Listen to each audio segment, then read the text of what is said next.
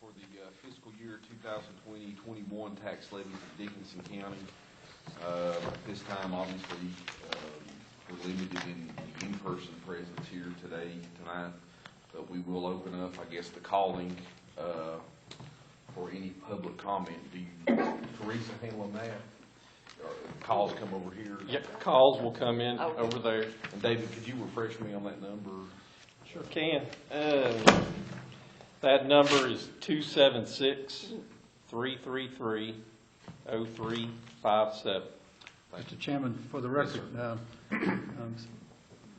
may I state that this public hearing is being live streamed to the public, yes, to all public, and in addition, the public has access to this meeting, to this public hearing today, if they so desire, limited to 10 individuals.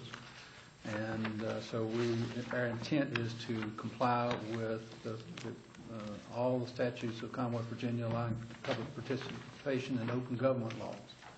And so this board intent is to make sure the public has input at the public hearing and at the board meeting today through live streaming, as well as access to allow the public to call in, ask questions, or make statements. And my suggestion is to limit that to no more than 3 minutes per person tonight, so that we can listen to every individual that calls in by telephone, and to also allow public participation by individuals who have appeared and have access in person tonight to this board's public hearings and to the meeting tonight. Thank you, Mr. Chairman. Thank you, Mr. Phillips. And again, that number, if you would like to call in your public comment, we're in the public hearing portion of the agenda here.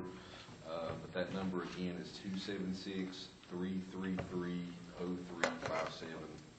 And thank David and Jeremy and Adam for making, and Teresa for making that possible.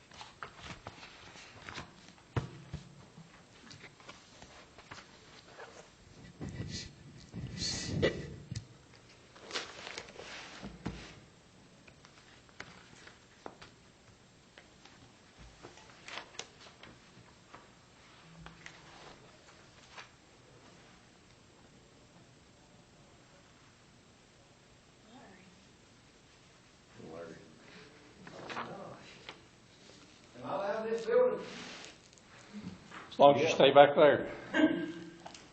But we gave you that first seat on the corner. I'll tell everybody here, I've been tonight in the Madrigal Hospital, so. Oh my. Well, we appreciate you being here. Huh? Just don't breathe on any of us. Just hold your breath as much as possible. I survived. Hey guys. I'd probably hold that open for another minute or two. If nobody calls, I'll just close it. There is one gentleman here. Are you here to comment on the public hearing, sir? Me? Yes. No. Oh, okay. No, he attends every meeting. I attend every meeting. Except for Except last time. I was applied for a marriage license, do I need to see that again? Oh, wow. Oh, that's allowed then. Look at that ring. That'll take precedent. We missed you. Well, I had more important stuff to do. For real, I had to take her with my mother-in-law, my future mother-in-law, to the Vanderbilt Hospital, to have open heart surgery, she's still down there, can't come overcome it. So that's where I was at. Did you get your agenda? Good enough. Yeah, close it. At this point, we'll move to item 3 on the public hearing portion, and I'll entertain a motion to adjourn at this point. I make a motion, we adjourn if there's no public Here, comment. second. I'll second it. Have a motion by Ms. Willis, a second by Ms. Kaiser to adjourn the public hearing portion of tonight's meeting. All those in favor, please signify by saying aye. Aye. Aye also. Aye. Thank you, Ron. We're now adjourned.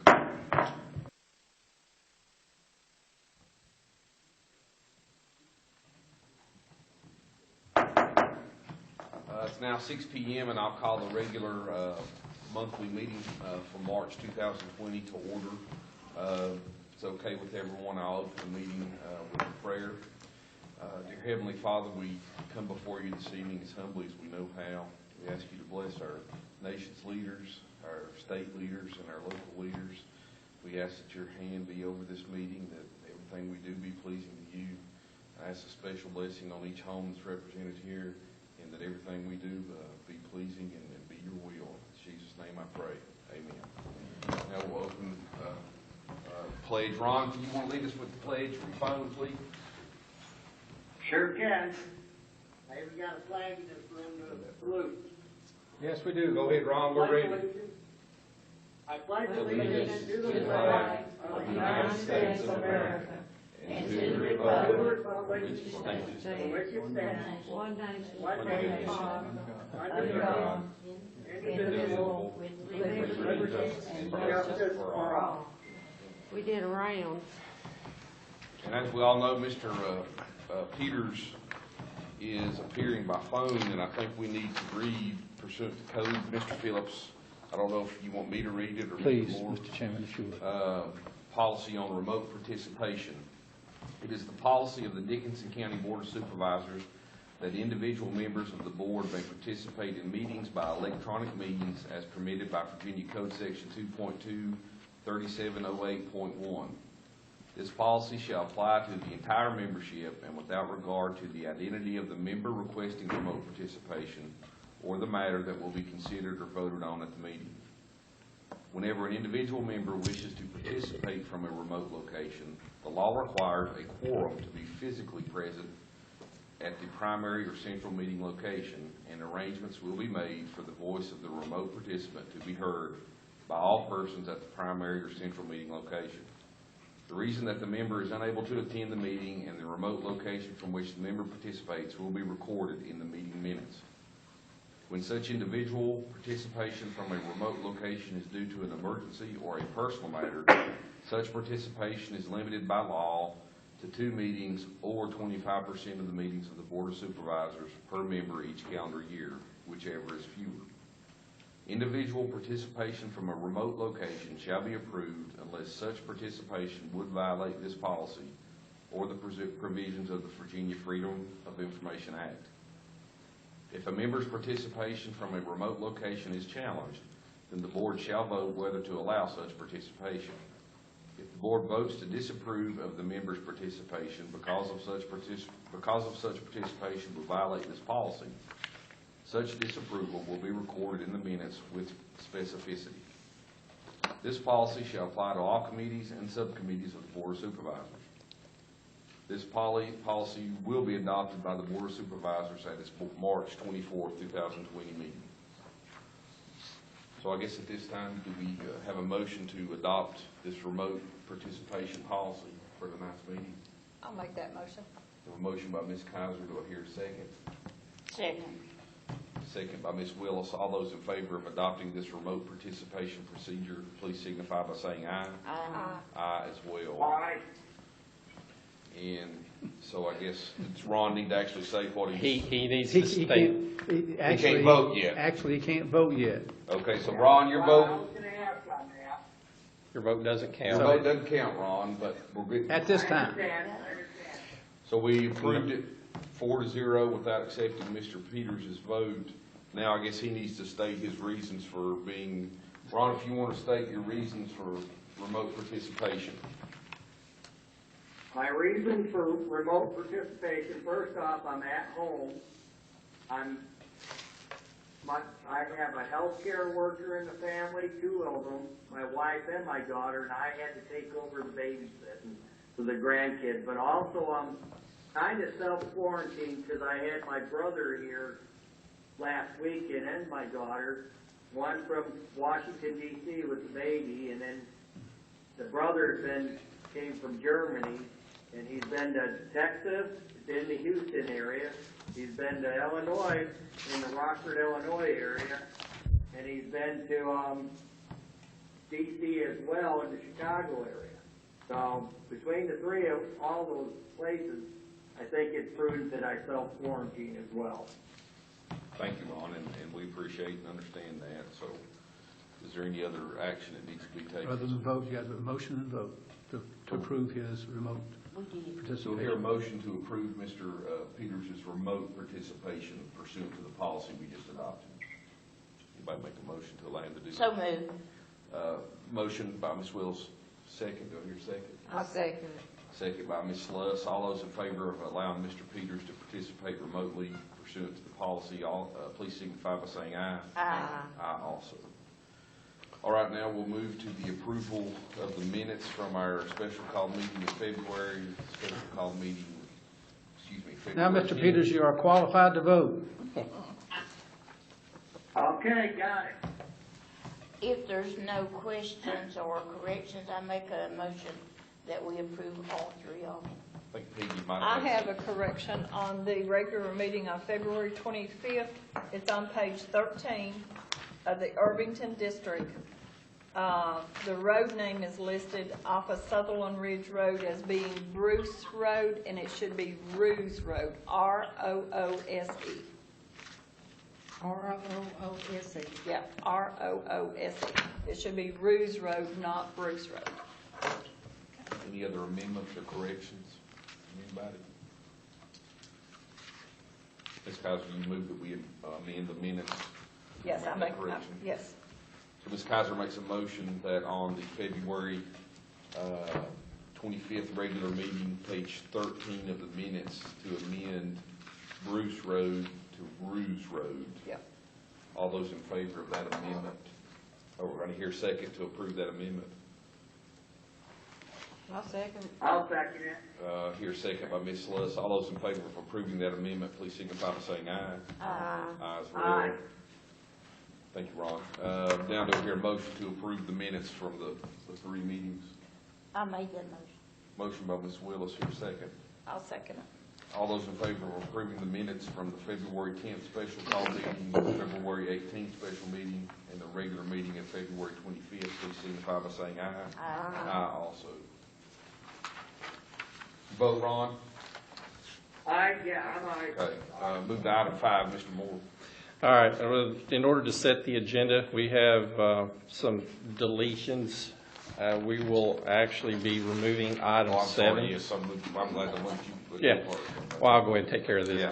We'll remove item 7, which is the Historical Society presentation. We will remove item 8, which is the Electoral Board presentation. We will be removing item 18A, so we will not need code section 3711A5. So when we go to closed session, we will only be going for 3711A8. And you have a page, an addition sheet. There is an item 17A, which will be for under other business, and that will be IDA Project 500 in concept. And I'd like to add item 17B, and we'll just call that scheduling. I think we need to kind of reset our upcoming schedule based off of where we are. Thanks, David. Yep, that's all I have. So that's all your report too? Well, I'll do my report Okay. after you All vote the right. agenda. But actually, after we vote the agenda, let's renumber it. Let's go ahead and do travel revitalization so we can get Mr. Mormons on his way this evening. What number you want that? We'll bump him up to 5, and then that will make county administrator's report 6, expenses Okay. 7, and then the rest will renumber down the way. Did everybody follow that? We have an addition? No, I didn't. Okay, Ron, so, and David, correct me, and it might be easier for you to do it. All right, trammel revitalization will bump up to number 5. Got that, Ron? County administrator report will drop to 6. Expenses will be 7. And then we'll go back and pick up at that mutual aid and the cooperation agreement. That will become number 8, and then everything under that will renumber. Keep us straight on that, David, Got if you can. Got And it. then you get 17, the additions on 17? Yeah, so 7, I get it. yeah. Okay, you got those, all right, so, to hear a, I make a motion that we accept the agenda with the corrections and additions. second, anybody? Second. All those in favor of adopting the agenda with the amendments suggested by our county administrator, please signify by saying aye. Aye. Also do. Aye. Thanks, Ron. All right, so now we'll go to Mr. Mormons. Is he on the line? Mark.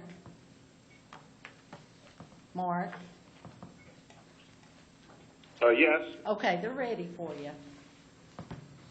Okay, great. Well, thank you, everyone, for being willing to allow me to present over the phone instead of being there in person. I know it is kind of a unique time in history, so I'm grateful for your flexibility there. As promised in our last meeting, there are additional documents that I need the Board of Supervisors to have reviewed and approved for us to continue to have forward progress in the Trammell Revitalization Project. You should have had both of those in your packets.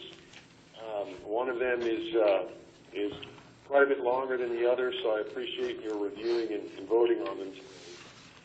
The first of those documents is called the Project Management Plan. I think it's 14 pages long. It outlines specifically who the project management team will be for the project. It actually defines what the specific schedule is with milestones and dates associated with each milestone. And then more specifically, it describes how we plan to manage the daily, weekly, monthly activities of the project and its execution. So sort of in a nutshell, how we're going to keep the project on schedule, within budget, and delivering the benefits that we've set out to deliver as our overall goals. The management team will meet once per month to review how we're doing against these benchmarks and plan, and I will be sharing that both with the community, but my intent is also to share that via a short report with the Board of Supervisors on a regular basis. One thing I would point out about the schedule that is in that document is that it is spread out over 2 years. That is based on the schedule that DHCD, Department of Housing and Community Development, has stipulated is the maximum allowable time frame. That is not, however, how aggressive we intend to manage the project. We actually are working at it and have an internal schedule that is much more aggressive than that. But in terms of what actually goes down on paper that DHCD will measure us by, it was their recommendation to go ahead and use the fully allotted 24 months. Let me pause for a second since I can't see you while I'm talking. Are there any questions so far about anything I've said? I don't believe so, Mr. Mormons. We all appreciate your work very, very, very much. Can you hear me? Mr. Chairman, I've You're reviewed. very welcome. I've reviewed. I just want to mention if there's any questions Mr. about Mormon. this document. It has already, I didn't say this in the beginning, but both of these documents have already been reviewed in detail by the Housing Rehab Board of the Trammell Project. We voted to adopt them as official project documents at our last meeting, which was earlier this month. And that's why, for example, at the end of the project management plan, there's a signature page with all the people who are members of that management team. I'm sorry, it sounded like somebody was saying something Yeah. before I Yeah. started speaking. Our attorney. Yeah, Mr. Phillips was wanting to make a comment, Mr. Mormon, Mr. Chairman, please. if we can take the documents one at a time, I have reviewed Mr. Mormon's project management plan for the Trammell Revitalization Project, and it is acceptable as drafted and presented by Mr. Mormon's. And if the board wishes, they can go ahead and vote to adopt the plan by motion and second. Is that okay with you, Mr. Mormons? Is there anything else you wanted to add? We're ready to approve this, I believe. Well, and if someone could just repeat what Mr. Phillips said, it's very difficult for me hearing from across the room. That would be great. He has reviewed it, and he says that we're ready to vote on it. Okay, then that's great. If someone would want to make a motion I'll make accordingly, a that would be motion good. that we adopt the project management plan A. Hey, do you have anything you want to say? No, I sat in on that meeting, I am a part of that meeting, and we went over that basically paragraph by paragraph at our last meeting in Trammell on March the 11th. And just ready to get these last few things so we can move forward. Appreciate your work on this, guys. And I will second Ms. Willis's motion. So we have a motion and a second to first approve the project management plan. All those in favor, please signify by saying aye. Aye. Also. All right. Thank you, Ron. And we have the housing program design piece. Is that right, Mr. Phillips? Is that how you wanted us to vote on that? Yeah. Or, Or he may have a comment. Have him, if Mr. Mormons would designate the plan, the document, then we can move forward in his comments. Mr. Mormon, do you care to designate, and maybe, I guess, if you want to touch on just And briefly. again, if someone can just repeat what you last said there, it's just difficult for me to make it out with the phone. Would you like to review the housing rehab program design? Sure, and again, thank I you. want to give you a high-level summary. If you have specific questions about anything, please feel free when I pause to let me know, and I'm happy to address any questions. The housing program design document, which is the largest of the project documents, it's 39 pages long. The last few pages actually are a set of bylaws by which the Housing Rehab Board for the project intends to operate. They're fairly standard, in my opinion, in terms of sort of describing how votes will be conducted and how business will be conducted in our meetings. Those meetings happen monthly on the second Wednesday of the month, just prior to the meeting where we share project progress with the entire community. But the housing program design document specifically outlines how we're going to actually administer the grant and its benefits to the recipients, both Trammell residents and, because we're trying to make every dollar count more than once, to those who would be employed to actually do the work. So it covers specifics of things like how we're going to evaluate applicants for rehabilitation, who's eligible, how homes are evaluated and by what standard, what liability they incur by participating, and how that will be managed long-term in terms of any sort of repayment. It also covers things like how we will qualify and select and hire contractors and continue to monitor their progress. And it has some discussion even of at the closeout of the project and at the closeout of each rehabilitation, how we're going to train and work with homeowners to maintain the investment that's gone into their property.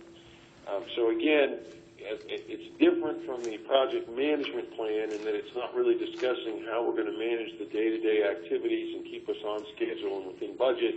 This is more how we actually administrate the finer details of applying the benefits of the grant program to those who are going to receive those benefits. Thank you, Mr. Mormon. Does anybody have anything else regarding the housing rehab program design? Peggy, do you have anything else on that? No, I don't think Ron, so. do you have anything on this? I'm good. Okay. Open the floor up for a motion and a second for the housing program design I'll approval. make the motion. Motion by Mr. Peters, here second. I'll second it. Second by Ms. Kaiser. All those in favor of approving the housing rehab program design for the Trammell Community Revitalization Project, please signify by saying aye. Aye. Aye also. Thank you, Mr. Mormons. Mr. Chairman, you Yes, also have a motion and a second to approve the bylaws. Okay. I didn't see that on these. That's okay. I've read those. I think I've reviewed those in there. They're attached to your... Correct.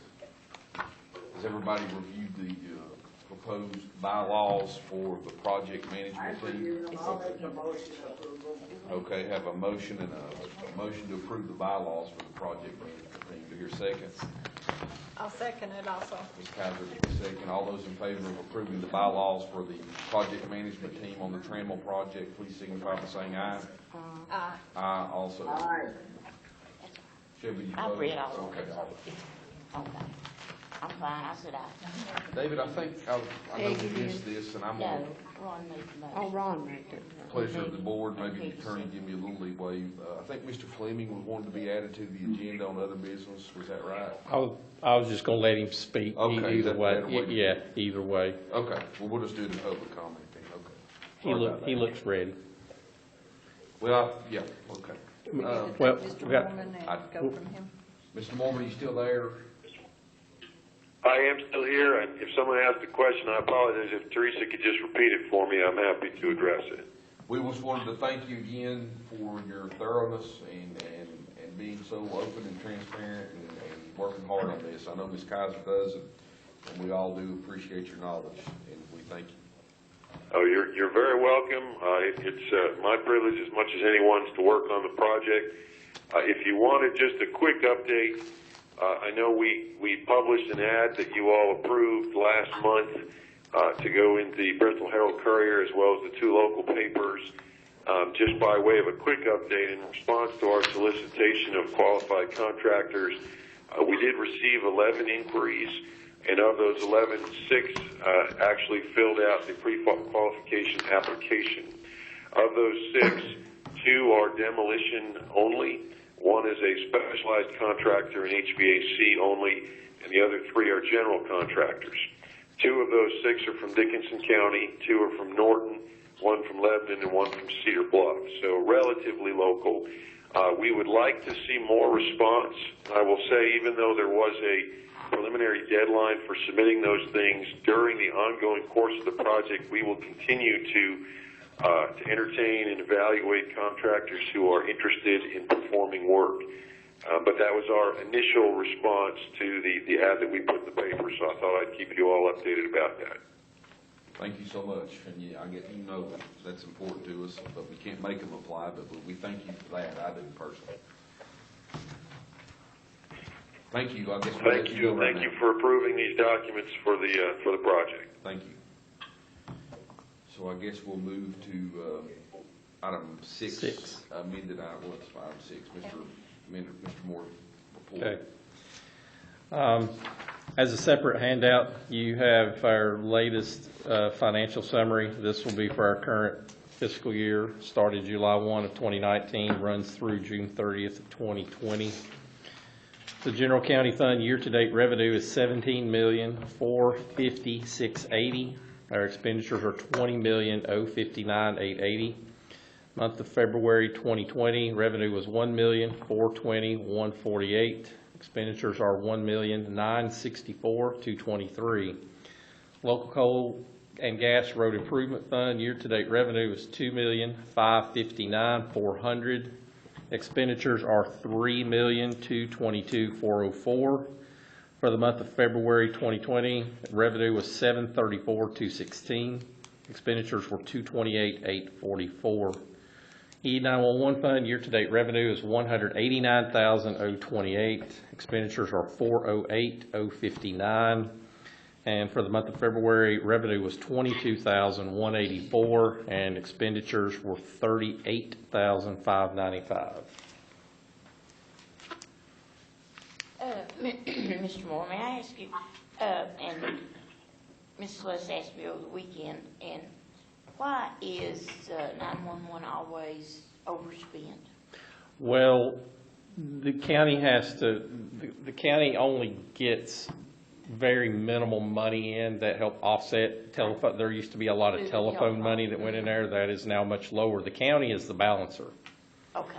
And so if you look at our general fund, we actually provide several $100,000 every year just to balance the 911 budget.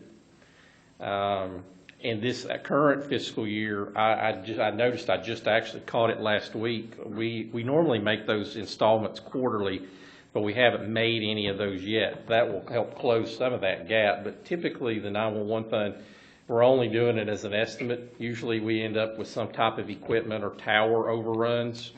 It's never things like salaries, those type issues. But, you know, if a piece of equipment tears up on a 911 tower, you got to fix it.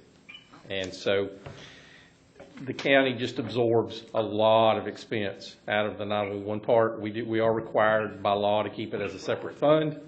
But we are just always understand we're the balancer. Even if it finished ahead, we would still, I mean, it's just all a wash back through the general fund anyway. But that, it typically will lag, but most of it is because of equipment and tower issues.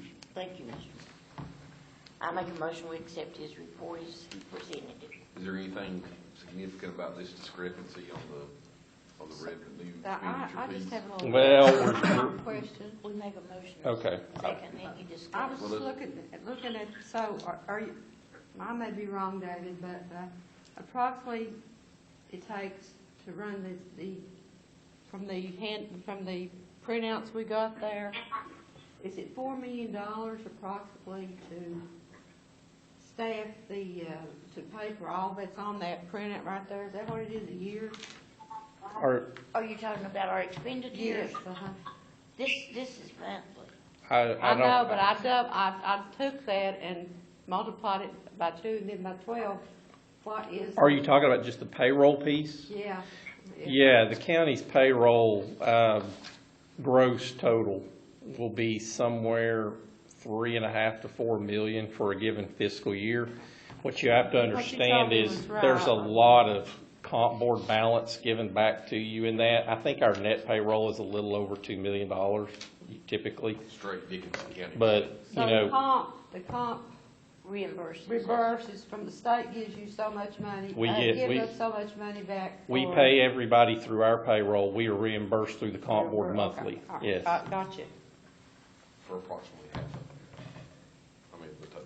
Depends on the office, but the way it works out, the county itself will pay a little over $2 million, somewhere in the 2.3 range for payroll. Well, you know, some of that needs to be changed I know, speaking for myself, when I worked, my salary was 39% county, 61% state. And that was really 39% considering what a county we're considered very, you know, Right. What's the word I'm looking for? Distressed. Yes. That has been going on for 40 years or more. It's never been changed. And I think it takes the legislature to change it. It does. And why they don't change that, we need to make an effort with our local elected officials to go in there and change that. I mean, I don't think Wise County pays as much even as we do. And I don't know but ours, I know mine was 39% county, 61% state. Most of our locality burdens are very typical of this area. Actually, we're one of the few counties that doesn't supplement like sheriff and deputy salaries because, you know, the comp board sets salaries and they set it based off of whatever their models are. And those models differ from county to county. And we are one of the counties that, in general, we don't supplement most comp board jobs. There are a few that over time have because either a pay scale changes, the person inside the job changes. The only department we have that's similar to what you talk about with the health department is the registrar and the electoral board.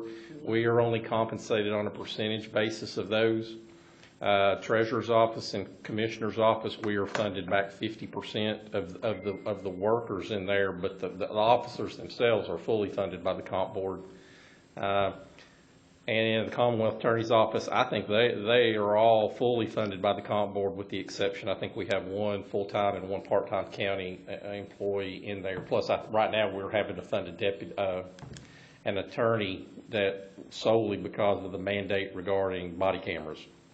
There was a body camera footage mandate that got handed to us last year. We were forced to hire an assistant Commonwealth attorney at the county's expense just solely for that dedicated job. Which is ridiculous. Which is absolutely, we'll go on record, that is ridiculous for us because of the number of cases that we have. It's nominal, and it's very seldom used, and we have fought it.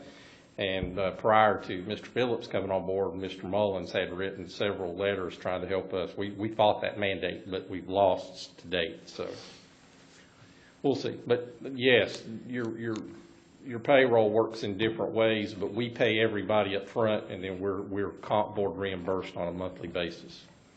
Thank you. Back to the general fund ledger as we stand today, David, is there anything significant? To me, that's a pretty good lag. That's what I was going to say. Well, we're not seeing very strong revenue numbers, of course. Severance is a hit and miss game. Does that include the jail piece? Have we paid that yet? I know that was going to be. Yeah, this will take in, one reason is we've made all of our third quarter payments, some of which are kind of substantial. February is typically not a good collection month, but with the way things are right now, I don't know that we'll have another great collection month for the remainder of the year. Usually May and June are the big catch-up month. June actually is the biggest real estate collection window we have. That's when they're due, it is. Well, the first part is, but a lot of people opt to go ahead and pay their 12 months, go ahead and pay it in June. June is typically the biggest collection window, and with the way things are right now, I don't know what to expect. I have a motion by Ms. Willis to approve the expenditure, the county administrator report. I'm sorry about that. I'll second. Have a motion and a second. All those in favor, please signify by saying aye. Aye. Aye also. You hear that, Ron? Ron's still there? Ron? I think we've dropped it. I think we lost him. They lost him. Hey, was that a handout? Yes. Oh. Are you there? Yes, that was. Yeah, I've been trying to get into you, it wasn't going through. Did you hear that Is there a vote? separate handout on those expenses? Yeah, there was. And I'm you not went, opposed to it. Tell him I will take I'm it to him. okay, I listened to David, so I know what he said. I'm good with it, go ahead. so how should I ask for his vote then, I guess? Yes. How would you vote on Well, I'm aye. Okay, so it's 5-0 on the. Yeah, I'm good. I've been following you. I was just trying to get in a word to say that I hadn't seen the actual thing in the package, but We know you're just playing Xbox with the grandkids. Don't think. no. I've been here the whole time. All right, move on to, go ahead. Ron, I just text that handout to you. Okay, thanks. But I listened to David. I know what he said. All right, we'll move to item 7, the expenditures. We're moving to item 7, Ron, the expenditures. If there's no question about the expenditures, I make a motion we pay our bills and accept the expenditures. Any discussion? Hearing a motion in a second. A motion by Ms. Will, second by Mr. Peters. All those in favor of approving the expenditures, please signify by saying aye. Aye. Aye. Aye as well. Okay, I guess we're going to 8, the mutual aid and cooperation agreement. Has everybody had time to go over that? And I don't know if, Scotty, do you want to talk about that real quick, or Oh, yes, I read that. just briefly? You don't have to, but. No, there's a Spirit Guide sent it over, it's something that I think he signed every 3 years. It has. Gives us, we have to go in and look, in the guys, we pay it, come over here, and then that gives us the right deals there. We can't be held accountable when they can't be held accountable. I'm sure Mr. Phillips has looked over it. Mr. Chairman, these are mutual aid agreements that are permitted by statute, and what it allows basically, is for a mutual aid agreement between counties' law enforcement officers to go into each jurisdiction, perform law enforcement duties, responsibilities, and that they would not incur any additional liability of any form by doing exactly what they're required to do by law. Why don't we have why do we not have one like with Wise, for instance? We're getting, Buchanan County. Okay, I'm just curious. You talked to Sheriff Gilmore, I have talked to Sheriff Gilmore and Planahan, Steve Dye, talked to several of them, and all of them are interested. And I do apologize, but this taking over in January, we've been busy trying to work on this, but I would hope to have it with all surrounding counties. Of course, I'd like for Mr. Phillips to take a good look at it and make sure everything is legal and good with it. And I'd love to have all surrounding counties sign this agreement. Anybody have any questions? No, we do this every year. Okay. Is there a motion to approve this? I make a motion that we approve the mutual aid corporation agreement. Here, second. I'll second it. All those in favor of approving the mutual aid and cooperation agreement between law enforcement officers or agencies in Dickinson and Russell County, please signify by saying aye. Uh-huh. Aye also. Aye. Thanks, Ron. So we'll go now to item 9, the public comment portion. I think, Jeremy, we were going to let you come up, right, David, during this portion. It's fine. And then I guess the phone line is open for anybody watching that wants to call in with a public comment. That number is 276-333-0357. And there will be a 3-minute limitation on that, but we do encourage you, if you want to participate and make a comment, you don't have to be here. You can call that number, 276-333-0357. I'll keep it under 3 minutes if possible. We had a meeting, we'll just get a couple days ago. Richie Thacker, Emergency Management, and basically, he was wondering what kind of plan we had in place for our 911 or emergency communications if someone were to get infected with this virus. Basically, we've been doing simple things, screening calls from our 911 office.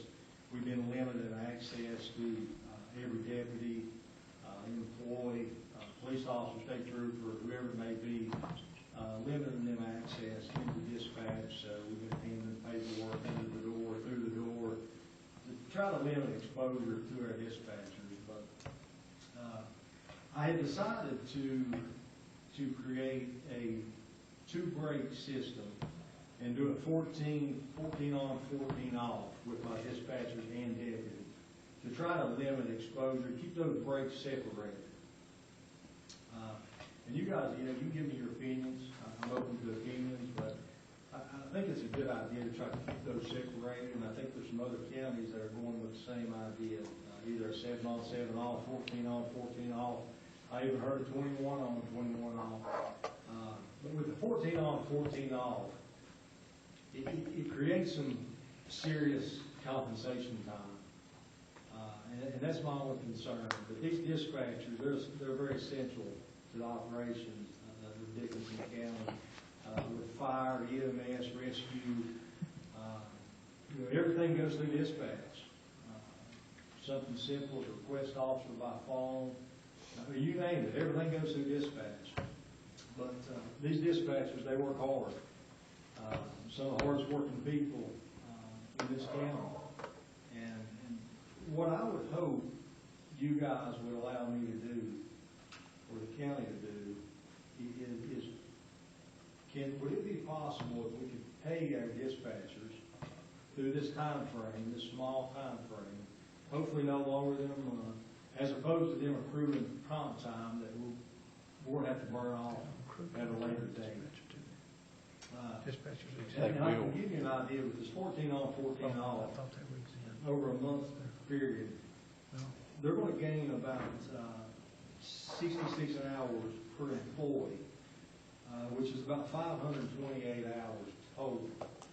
And if you base that on a $10 an hour pay rate, it looks like it's gonna be somewhere in between, and the pay does vary just a little bit. Looks like it's gonna be somewhere in between $5,300 and about $5,700. But because they're gonna be stuck in dispatch for 14 days, now this is 14 12-hour shifts, I would hope that you guys would allow us to maybe pay them as opposed to accruing the comp time. Did you think that under advisement? What you think about it? Hey, I'm okay. Ron, go ahead. I do have a question. I know industry's doing some things like this, up in Kingsport and that area. If they're doing like 7 and 7, I mean, do we need to be careful that we're not causing, well, it probably doesn't matter in this case, overtime situation, but I think that regardless, you're gonna have that. So, but I think this is it's looking out, and we need to minimize everyone getting it at the same time if it does hit us. Well, again, the key part about it is these people will take care of us when we're sick. So if they get Yeah, sick, I agree. that's the whole point, is trying I to agree. protect them. You know, David, do you have? I agree. I know we talked. We knew this was coming. Yeah, I mean, Jeremy had spoken to me earlier, so I had a little bit of lead time to think about it. And, you know, from our standpoint, there's not a difference in 7-7 and 14-14 when it comes to overtime, because you're still going to have the same. It's just the difference between who's earning it and who's not. I mean, here's how I feel. You've got your crew, and we're in extraordinary circumstances, and we're going to have to take some extraordinary measures, and that means doing things that I would encourage other county offices to do similar, and I know some of them are, but I'm not so sure. I mean, social service and behavioral health, they need to look at things like this too. In this case, where dispatch and basically your entire function is more, it's all public safety and it's all essential. I would rather see, with them taking the burden of doing, I mean, 14 on and 14 off is a pretty substantial workload. And you know, typically we don't pay overtime in those circumstances, but I think that this situation warrants a different set of circumstances. I think that for the duration of this time, and I think that you and I kind of have worked that out. You know, this is not going to go on in perpetuity, but it has to go on until the crisis has sort of moved on. I'm okay with paying the overtime wage, mainly because the benefit to the employee probably needs to be more immediate. If we just keep piling up comp time, it just keeps adding to the problem that we've been trying to help you work through with the rest of your staff. So under the circumstances, I think if your dispatchers are willing to take the burden of 14 on and 14 off, then I think we should be willing to take on the stance of paying overtime. For them, comp time has become, I mean, the lice was unbelievable, some of the stuff we had to pay out for comp time, the other people had to pay. Well, the taxpayer doesn't. Taxpayer, with comp time, you pay time and a half, right? If you go over 40 hours a week, you get time and a half. And you do understand, Jeremy, how that, I know you do, because of the last administration, we had huge amount of comp time we had to pay out. And that being said, we are making huge strides. You can look from December through March, we've burnt close to 500 hours comp time. Actually, I will add to this. I'm working with Jeremy and with Scotty every 2 weeks. We're reviewing it, and we're dropping that number every two weeks. We're dropping that number. That's very good, very good. Very appreciative of that. I think it's a very good, you're doing a good job with that, Jeremy, and I don't see any problem with doing with what Do you need Jeremy action? needs to do. Any other discussion? Ron, do you have anything else? Ron, he's playing Xbox again. Anybody else? Do we have a motion to approve overtime payment for dispatch I'll make employees? that motion. Have a motion to hear second. Through, do you need a date? Or next regular meeting, probably, just to be safe. Let's do it for a month, And then at that, if we need to renew Renew it it, because we're yeah. still in crisis, then we'll continue it another month. I'll make the motion that we do this for a month. What Jeremy has about the comp time and the 14 on and the 14 off. So your motion is to pay overtime To too? pay overtime, yes, my motion is to pay Or overtime. specify Well, the let's make it through the One end of time. April. Through the end of April. Through the end of April. We will pay overtime to dispatch. Mr. Chairman, through the end of April, I'll make this motion to. Yes, ma'am. So we'll have a motion to pay overtime rather than comp time to our dispatch employees through the end of April 2020. Do I hear a second? I'll second it. All those in favor, please signify by saying aye. Aye. Aye also. Hey, now I'm an aye, but I also want a note taken that we need to probably make sure that other operations in the county, like behavioral health and those kind of things, are doing things to mitigate exposure of their whole staff at one time. Well, I know. That's my caveat, but I mean, for what Jeremy asked for, I'm fine with it. Thank you.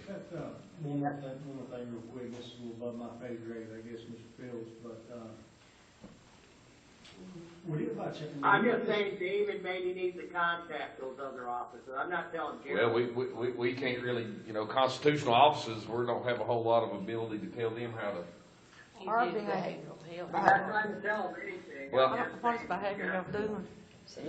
Quick question, will it just be reimbursable, due to the schedule change was due to the virus? Anything through the Department of Emergency Management? I probably have to defer that to the county administrator, who'd be more familiar with reimbursements than I would. We could look into And that I'm because not trying to say we have authority over them. What I'm saying is make suggestions. Thanks, Ron. with your question, there are certain situations overtime hours are eligible for reimbursement through VDM or through FEMA. We'll talk to Richie about that once we start banking it. And, right now we're keeping data on everything, all the extra supplies that we're buying. And we're going to also start tracking the overtime hours because we're going to meet all the thresholds. It's just dependent upon what they allow and what they disallow. But yeah, keep up with it. Mr. Clemens, can I ask you a question? Have you hired anybody for mapping yet to do the road signs? Yes, we did.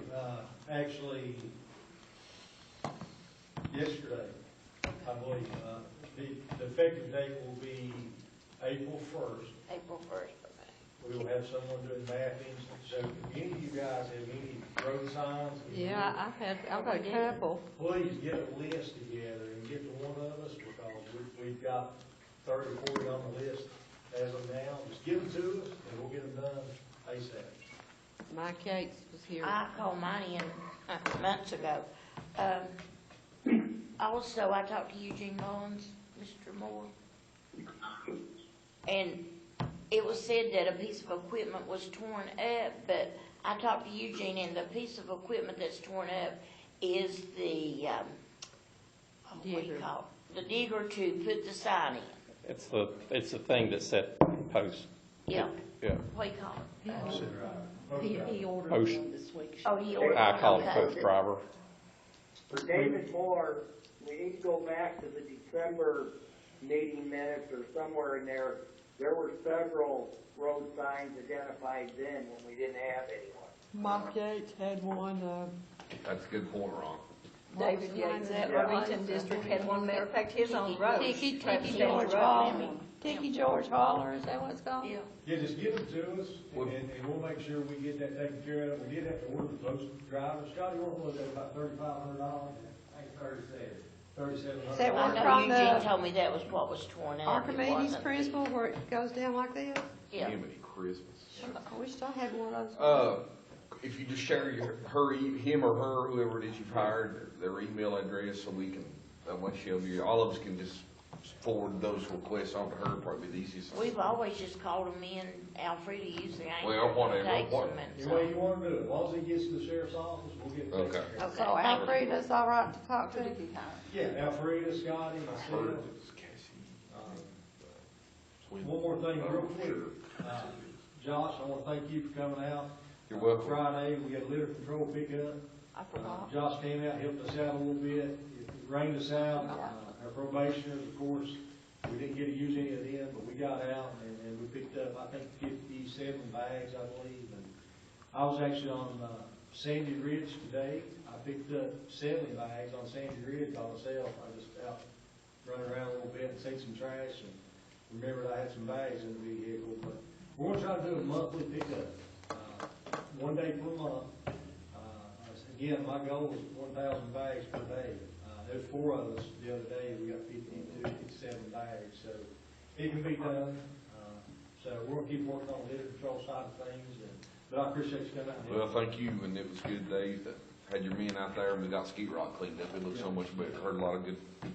Thanks, Sherman. Maybe send us board members an email on your dates when you get them, a week or so beforehand, so that if we can help, Yes. that we'll be aware of your work date. We talked about doing a district, maybe, 1 district at a time, and letting you guys know we're going to be in your district and picking up trash. So we'll let you know. We don't want to let Josh get all the credit for being out there picking up It trash. wasn't easy, was it, going up? No, I picked up trash. Scotty said I was like a blister. I just show up in the works all day. Appreciate it, thank you. Yeah, see you all, thanks. Is there any calls? Wait just another minute or two, maybe? Just, you can make one more statement about it. We'll give a couple of minutes, and if there's no phone calls, we'll move on. Again, if anybody would like to make a public remark who is viewing the live feed, you can call 276-333-0357, and you can do your public comment via telephone. And we are open for, we're going to leave that open another minute or two. Couple minutes, yep. Again, that number is 276-333-0357.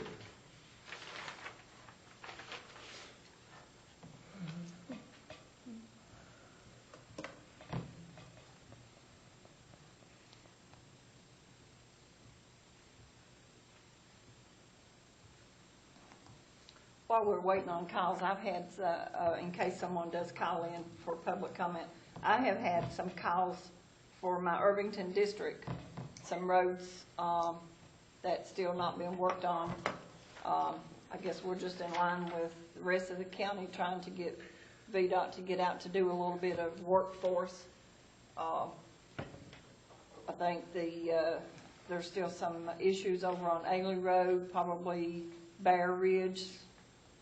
There's a place that's been broke off that's not marked, that they say it's hard to see at night.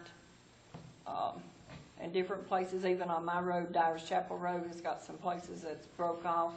And they've had some orange cones up there, but now those have fallen over the hill as well. So, but the person that has called me some is in the hospital, and I told her that I would make mention, so I did not want to bypass that. Sure. I guess at this time we'll move on. Just close it. Yeah. And if somebody were to call, We would take it. We'll try to fit it in. Okay, so we'll go to it's a number 10 now, I guess. It's actually 12 on the older, 12 in the packet, but number 10 on the amended agenda resolutions. The first being the Southwest Virginia Regional Jail Authority refinance.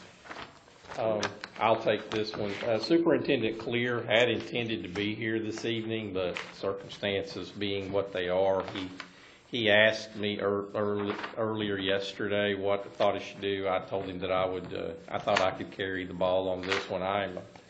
I'm a seated member of the Regional Jail Authority, as is Sheriff Fleming, and I think, Josh, you'll be the newly appointed member. You haven't attended a meeting yet. Not yet. The urgency in this is everybody has seen that interest rates have been dropped, and there is a window that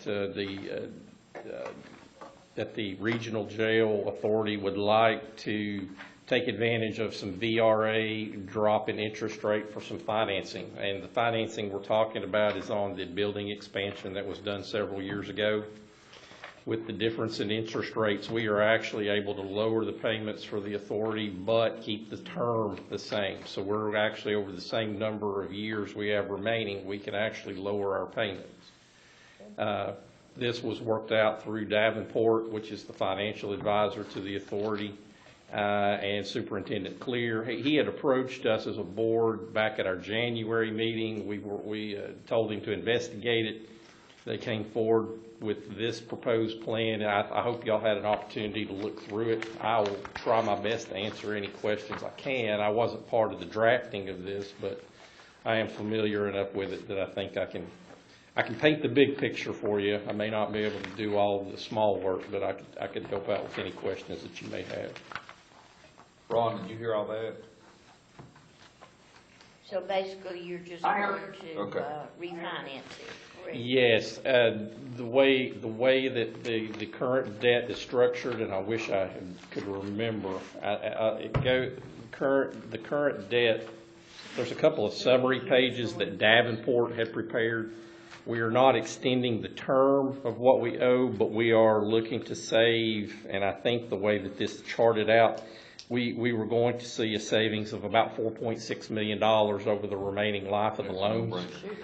And I think it's well worth, this is something that Mitzi and I talked about even at the county level. Anything that we have financed, it would be worth looking at refinancing with the way that interest rates are right now. I'm doing it as we speak. And so, yes, that applies to personal behaviors and business behaviors, and anybody out there. Interest rates are basically down to as low as you'll find. 2.3, what it says on here, is that what it is, 2.3? Yes. From 4.8 to 2.3? Yes, and you have to remember at the point in time that the construction expansion at the three facilities was done, interest rates were up, and it's difficult for an authority or for a locality to borrow this kind of money. The RA is one of the best resources that we have, and if you can get an interest rate reduction like this, it sort of seems like a bit of a no-brainer to me. We are a shared entity here. That savings passes back to the county. We'll get a portion of that savings, but it basically will come in having lower contributions down the road. So, Any further discussion on the Southwest Virginia Regional Jail refinance proposal? Entertain a motion to approve. I make a motion that we approve the Southwest Virginia Regional Jail Authority refinancing. I'll hear second. I second it because it's a no-brainer. All those in favor of the resolution, please signify by saying aye. Aye. Aye as well. Aye. Thank you, Ron. We'll move on to B, the hazard mitigation plan for the Cumberland Plateau. Any discussion on this? David, you got a brief? basically, we participate with our planning district, so you'll note that it's called the Cumberland Plateau Hazard Mitigation Update. We participate with the other localities in our planning district. The district submitted this mitigation update, which basically is for events somewhat like what we're dealing with now. Now that it has been approved, pending its the adoption of this by both FEMA and VDM, all the localities have to approve this, so that once the state and the feds do approve it, then it's all in place. It's all locked down. This is actually just one of those things, and I don't remember if we do this every year or every 2 years. Off the top of my head, I can't remember, but this is pretty much normal course of business for us. Instead of doing our own, we participate with the planning district. Anybody have any discussion or questions on this? Open the floor for a motion. I make a motion to accept this hazard mitigation plan. Have a motion and a second. All those in favor of approving the hazard mitigation plan, please signify by saying aye. Aye. Aye as well. Aye. And we have, as we all know, emergency declaration. Ron, do you have anything on that? The declaration? Now, you guys know we had to declare an emergency, and that has been, I signed a thing the other day to, That's what our resolution is. yeah. I don't really have anything to add other than what's in your package. Have you guys all had a chance to review it? I think it's the thing we need to do. Oh, I agree totally. Anybody have any questions or anything to add on that? This basically just having our own local declaration opens us up to be able to receive all the help we can from the state and federal monies that ultimately will flow back due to the COVID-19. Hopefully we won't need it, but, I make a motion that we pass this resolution for the emergency declaration. here a second. I'll second it. All those in favor of approving the resolution of a local emergency, please signify by saying aye. Aye also. Aye. And then we'll go to item 11. So item 11 on the agenda, the 13-year packet. The approval of what's the proper term? CPROP. CPROP agreement between Cumberland Plateau and Thunder River Campground. I think this is great. Yeah, this is something that has been worked on for a long time. Thunder River Campground, of course, is over in the Hayside area. This is one part of an overall package that they're trying to put together. Tonight's agreement is basically, since the county will be the recipient of the grant, even though this will ultimately be an IDA assistance to Thunder River Campground, the county has to be the grant recipient. So tonight's document is where we actually vote to accept the funds. We will have a later document where we will authorize the IDA to work through an agreement with Thunder River for the actual project. Have y'all been down there to that campground? It's unbelievable. And they've expanded even, I mean, Yeah, it's a good thing, really good thing, really good thing. All those, well, I open the floor up for, I guess, a motion to approve the agreement for the CPROP. I'll make the motion. Okay, have a motion, do I hear a second? Second. All those in favor of approving the agreement, please signify by saying aye. Aye. Aye also. Aye. Move on to item 12 on the agenda, be 14 in the packet, I believe. Is that right? Yep. Yes.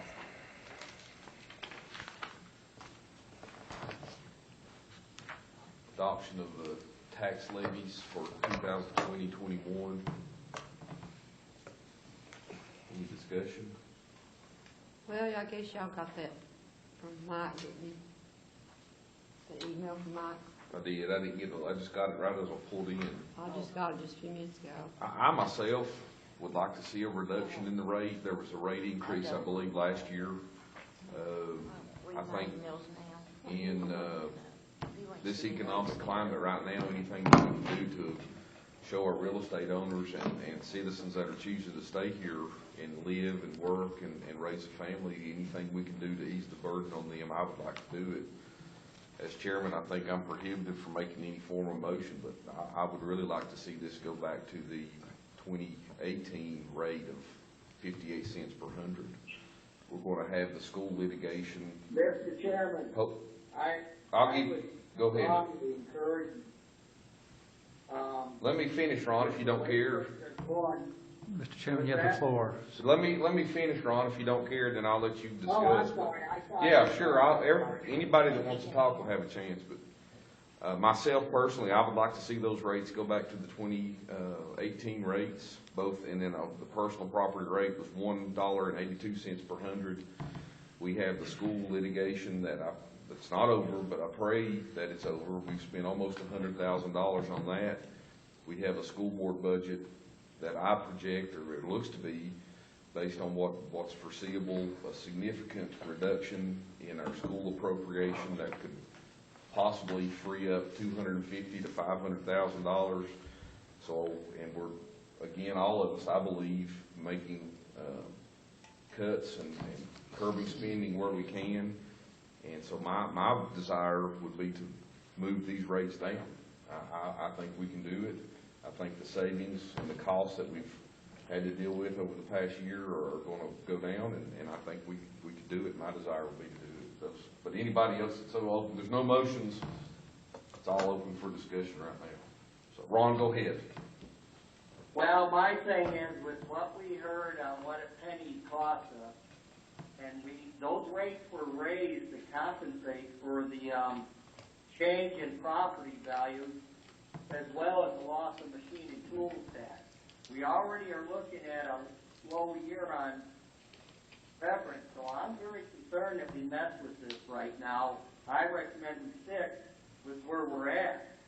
We also just heard the sheriff, we're gonna be paying some overtime hours probably too. So right now, with as little as we're into this budget, I don't recommend at this time we change anything. I think that if we want to help local taxpayers, you know, and encourage people to live here, there's some tax incentives that we can work on after this budget's cleared to try to plan for next year and put some of that tax burden on our, put some of that tax relief on our business owners and our citizens to encourage them to stay here. But I don't think it's necessarily a rate change, but it's more transferring the rate to some of these big landowners like the Conservancy and Switchfield and that. But we don't have time to deal with that right now. That's going to take time to set up. We should work earnestly in the next year to do that. But I just, right now, I don't recommend we change anything with the tax rate. You know, the thing that I've heard, you know, consistently is the property tax rates, and I just don't know how we can tell the landowners of the county, the taxpayers of the county, that your property, due to whatever reason, you can name a lot of reasons, I won't go into them, you know, but the economy here is what it is, but how you can say that your land is worth less to the market and to the private person, but to us it's worth more. I disagree with that. I disagree with that. You can't let people's property value decrease and then raise their taxes. I fundamentally disagree with that. But hey Josh, we're one of the lowest in the region, and we're not. And the thing is, the taxes aren't based on the value of the land is one thing. But the purpose of the taxes is revenue to run the county on. And with an economy like what we have, this is one of the main things we have. We rely heavily on severance, and we really should be trying to get away from that. I agree with that. Anybody else have I like to hear Shelby, what do you think? What is your opinion on this? My opinion is if you cut your budget by 2 cents, you're looking at cutting employees, you're looking at cutting fire and rescue. This is where we get extra money to do fire and rescue, and we need those desperately in our county. Where did the $80,000 to litigate the school board issue just come from?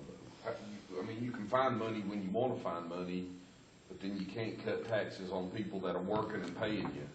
That don't make any sense. You're saying if you cut tax rates, you're going to have to do this or that, but we miraculously come up with almost $100,000. Well, really, when you count the school board, we're paying that too. We've miraculously come up with money, you know, when we need it. I mean, we can find ways to cut and save, you know, $150,000, $200,000. Mr. Evans, you haven't seen and done a budget. And we, at one time, we tried I run a to, business, so I do a budget every Mr. day. Chairman. I mean, you haven't seen Mr. it Chairman, and done a Ms. county Willis, budget. point of order, please. Mr. Chairman has finished talking, as I understand it, and Ms. Willis has the right to Yes, sir. respond. But in terms of basically the way that debate goes on is that each member can debate the issue and put out their particular views and points of views, but they should not address each member directly. Sorry. It's all right. Go ahead and finish, Shelby. Go ahead. I'm finished. Well, my concern right now is to the small business people that are, these people that are laid off or don't have any income right now. And I know that that's trying to be addressed federally, but it doesn't seem like going anywhere. I don't know if it's going to trickle down to help us anybody, but I'm concerned about people like, it's got a small business like barbershops, beauty salons, and, you know, they need people who work in just, that concerns me because, you know, they don't make the hardly minimum wage, none of them don't make that. So, I wish there was some way we could help them in some way. I think our tax rate is fairly, is reasonable. I know my real estate taxes went down. I don't know whether because of my value of my house went down. Probably because the value of my house went down. But, you know, it is, I don't want to raise taxes, or I don't want to see it raised, but nevertheless, I don't want to put us in a bind either.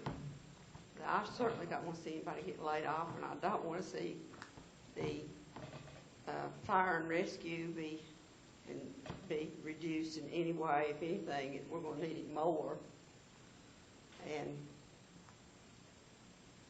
I've always been against raising taxes, but I think right now that we're facing a very uncertain future, and I'd be afraid to lower the real estate tax rate myself. Right at this moment now, is it just come up one time a year? Maybe perhaps the next year, or be willing. That'll be a thing we need to consider. Is my opinion. Yeah, and I mean, if we should maintain these rates, maybe they could be something to look at for an extension in payment, or work on reducing, you know, working with the Treasury Department to reduce interest and not charge no interest for being late, or something, but, I would definitely like to explore that our next Yeah. meeting, probably have to. yeah. For a small business, Yeah. yes, that would be something we could explore, no interest. And at this rate, it keeps us, maintain what we've had to work on, not knowing what our future with all of this is going to be, or what the mining industry, what our severance tax future is going to be, but yet we can look at with interest reduction or interest credits, not charging interest on that. That's a pretty good idea. And definitely make this a top priority to work on the rate for 2021. I agree. Go ahead, Ron. I was gonna say, we have got a lot of remedies that we need to investigate because of the current situation with this virus thing going on. Just like the income tax windows are being pulled back. Whether we can legally do them, I don't know, but it's something we do need to explore later. Because all those are things that I want to look at as well, because there may be delays caused by all this. But at this point, I make the motion to keep the levies the way they are. Here a second. Or any further discussion by anybody? Go here a second. I second the motion. We'll do a roll call vote.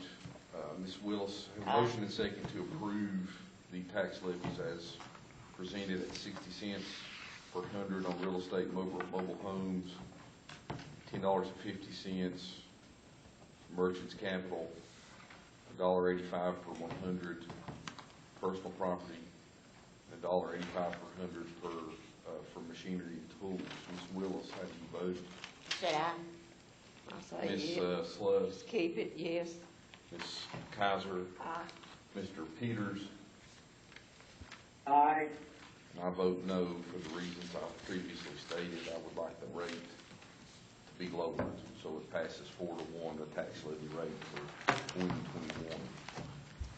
Hey, John? If I could bring up just one, well, I'll let Ron speak first. Go ahead, Ron, go ahead. Go ahead, I Ron. just wanted to make a comment to explain myself.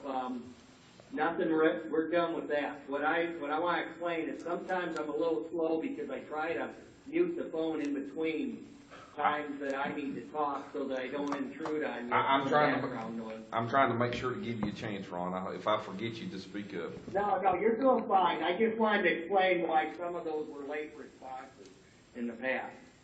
But I'm here with you guys. Yeah, I'm trying to make a point to ask you. Okay, so we'll move on to, I guess it'd be 13. Well, I was just going to add. Go ahead, yes, sir. I was just going to add one thing to that discussion. There's a lot of uncertainty in where we're going to be financially. At our first workshop we saw, we are facing some expenses that are definitely, we already know they're going to climb. we know that the school division is presenting should be presenting a lower budget. And we always receive somewhere in the neighborhood of $2 to $3 million in requests over the kind of money that we can afford to spend. I mean, Ms. Willis and Ron can speak to the fact that we'll shave a lot of money. But what I would like to say to help address Josh's concern is we're in a really uncertain time, and there is a lot of things in the arsenal, not just that the Board of Supervisors can do, but the Treasurer's Office and the Commissioner's Office, and working in conjunction with each other. We need to help our people, because if we think money's tight in most households leading up to this,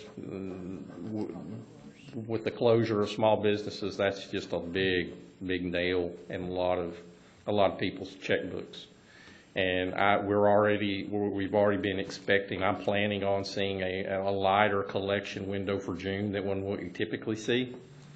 We probably will not finish this fiscal year as strong as we typically do. But I do think that there are things that can be done, and some of it can be done by the Board of Supervisors, but there are other things that can be done by other parts of our government to help our people. We're not here to try to take their last dollar. We're here to work with these people. I mean, without the families that we have paying our taxes, we can't do anything, because we are very reliant on our real estate and our personal property taxes, more so than most locality, especially anybody around us.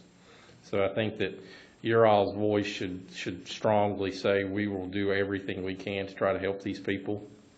And there are other tools in the arsenal besides just the tax levy. So that's all I had to say.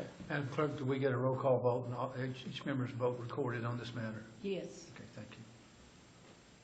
So we'll move on to, I guess it's 13 on the amended agenda, 15 in the paddle. I don't have a 15 in the packet. We don't have a piece of paper for this. If you'll remember, we had to go back and look. There's a VCTA application pending for the demolition of the high school properties. And once we had gone back through the minutes, there has never actually been a formal vote to demolish the buildings at Clintwood High School. And that is what is up for consideration in front of you tonight. The pursuit of funding for it was voted on. The actual vote to demolish Hayside has been voted to be demolished, but Clintwood's high school property had not. This includes the annex? It would.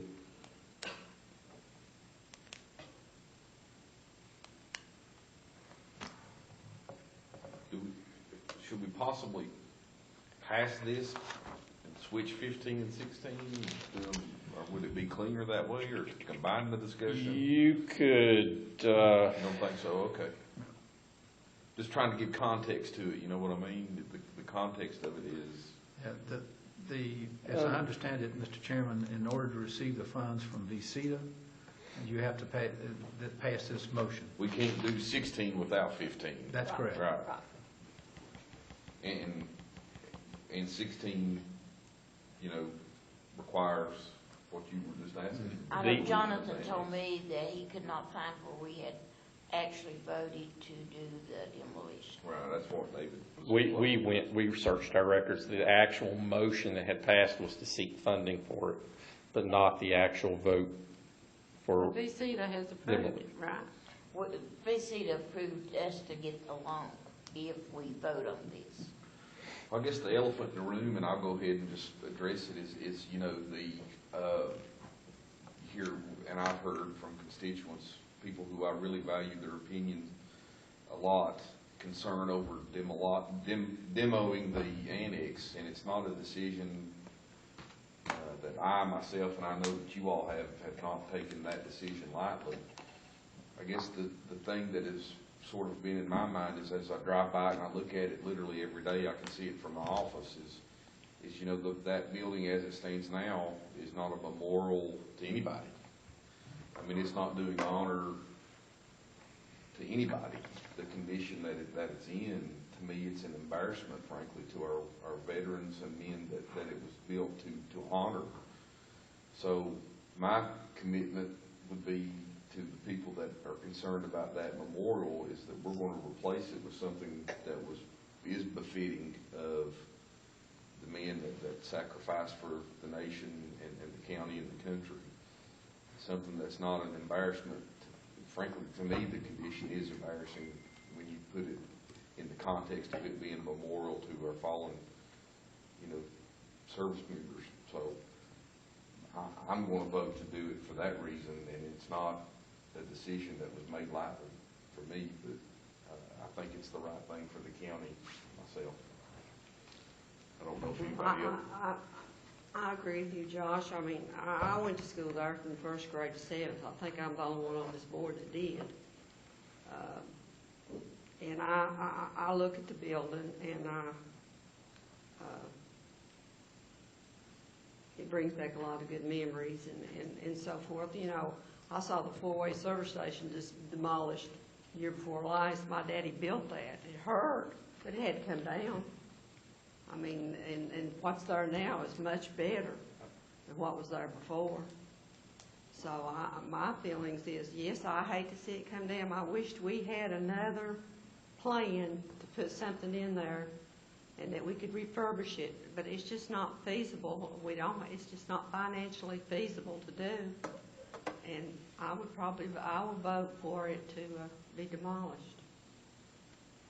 Ron, do you have anything just in case?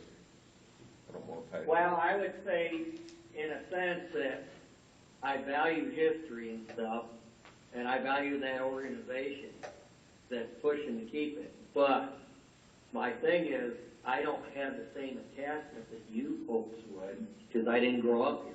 If I had attachment, the building that I'd probably be really attached to is that building across the street from us. It's called a hotel now, because I had to go there to get my blood tested to get married to my wife.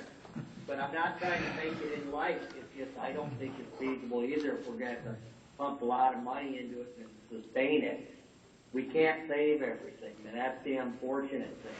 We just spent a lot of discussion on tax revenues and raising rates or lowering rates and so forth, and this would be another big bill to the county, and we've already saved some buildings, and I'm all for that where it's feasible, but we can't save everything.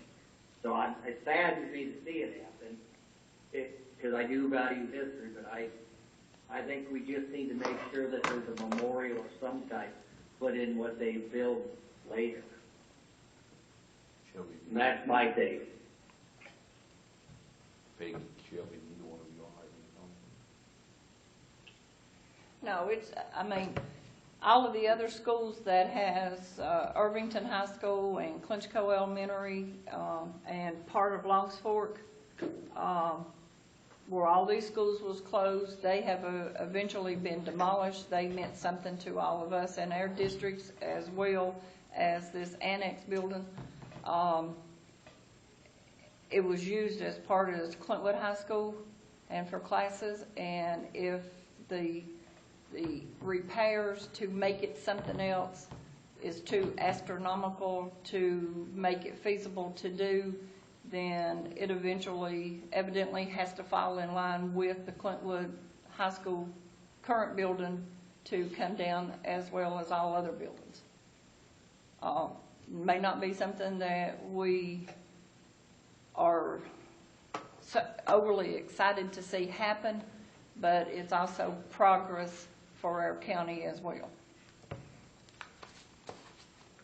All right, Ms. Willis, do you have anything? No. Okay. At this point, I'll open the floor up for motions, or a motion. I'll make the motion for demolition of the buildings. Is there a second? I'll second it. Okay, So the motion, Mr. Chairman, if you could restate it, please. Mr. Peters, I guess you meant the demolition of the Clintwood High School buildings and the Hayside High School buildings? Yes. Hayside's not on It here. has to be Clintwood, all Clintwood High School. All Clintwood, okay, that's right, we've already done the vote on Hayside, I'm sorry about that, all right. So your motion is the demolition of the Clintwood High School buildings, okay. So we had a second from Ms. Sluss. Yeah, I started to make the motion. All those in favor, please signify by saying aye. Aye. Aye. Aye as well, so we'll move on to item 14, the deed of conveyance to the IDA of the Clintwood High School properties. Mr. Chairman, that is still in consideration and being worked on, so we can move on and not act on that matter tonight. Table that. Okay. Table it. Table item 14. Discontinue would probably be the best thing, to just vote to discontinue. I make a motion that we continue that. Discontinue. So discontinue it? Yeah, that place is on the table that you can get it off quickly. Okay. Place is on the agenda, you can pull it off. Okay. So, And that, You want us to table it? no, let me restate that. There's two motions. One's to table, one is to discontinue, and the third is discontinue indefinitely. So this one's just to discontinue generally. can I ask, what, is there just any particular holdup or? It's easier to discontinue, you put it right back on the Okay. agenda. Table, you have to vote to get it Oh, back okay. on the agenda. I'm just wondering if there was any issue with the deed being done or? No, we're working on it. Okay, all right. So per Mr. Phillips' recommendation, is there a motion to discontinue item 14, the deed of conveyance? I'll make that motion. Got a motion, is there a second? Second. All those in favor of discontinuing item 14, please signify by saying aye. Aye. Aye as well. Item 15A, other business, I think there was a request for the IDA. Was that? Or- Yes, this is for the IDA Project 500 in concept, and I think Mr. Phillips would like to speak on this matter with you. Okay. If I might, Mr. Chairman, Yes, please. sir. And- Mr. okay. Chairman, there is an industrial prospect identified as project number 500 that is being considered by this board and the IDA. The project is moving forward on several different avenues at this particular time, and at the appropriate time, there will be probably a joint meeting between the IDA and this board to discuss the financial impact of the project. If y'all recall, there was a request made for a financial impact statement. That financial impact statement is completed and will be available for your review at the appropriate time. But one of the things that we have to make sure is that all that information is at this point confidential, and information has been provided and put together in conjunction with the IDA and the 500 project sponsor. And so basically what, as I understand it, is that before we go any further at this point in time, the IDA needs a sense of what this board's direction is. And then the IDA then will look at that sense of expression of what your particular direction is. The IDA is an arm of this board, and the IDA takes on the projects and takes on the projects that you wish them to take on, and your sense of expression and the concept then would give some direction of the IDA on what you would wish to do on this project. So in other words, they're asking for, and asking for you to approve this in concept means that there could, just the idea in and of itself, not the contract or an agreement or the deed at this time. In other words, the issue is this board in favor of Project 500 in concept? That is the issue. Well, I cast my previous vote. Sorry, I didn't catch that. I cast my previous vote based on being supportive of this Project 500 myself. I don't know if anybody else have any. I'm very supportive of it. Sorry. Ms. Sluss said she's very supportive of it. Do we need a vote? Yes, you need to vote to go on the record, Mr. Chairman. Move in second. Yes, you got to move in second. Is there any, but I just wanted, Ron, do you have any discussion on this? Did you hear Mr. Phillips? I do not want to miss the opportunity, but on the same token, what I seen was, I wasn't convinced everyone vetted this properly, and I'm kind of confused why we've had 2 or 3 meetings, and I realize you guys, you knew what folks haven't been in those meetings, why we've met so many times and we keep asking some of the same questions and they keep coming with the real estate guy and not the guy that can answer on the jobs and stuff like that. But I don't want to miss the opportunity either. Well, I just, the physical my biggest impact, fear is we end up with another internet building situation. I do not want to see that happen. Go ahead, Mr. Phillips got something wrong, if you can. I have Okay. personally reviewed the physical impact statement, which is confidential, and I think it's something that will answer a lot of the questions that Mr. Peters have and other individuals have, and I believe it will be beneficial when we have the meeting for you all to see that. But the question is whether or not you'll agree in concept for the project at this time. And then a copy, if you do I agree. agree in concept as well. Okay.